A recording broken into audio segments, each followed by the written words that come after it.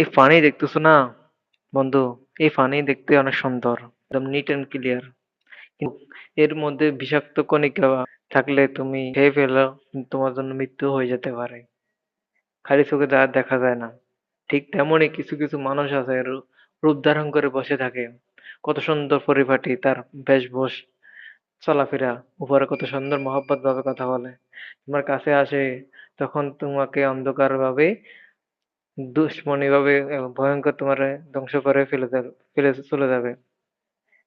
এজন্য মানুষকে প্রথমে শিখতে হবে মানুষ কে কেমন। সব মানুষকে বুঝে শুনে কথা বলবে, বুঝে শুনে সম্পর্ক রাখবে। আর সবার কাছে নিজের গোপন কথা বলতে নাই। আল্লাহ পাক সকল চক্রান্ত থেকে হেফাজত রাখুক মানুষদেরকে।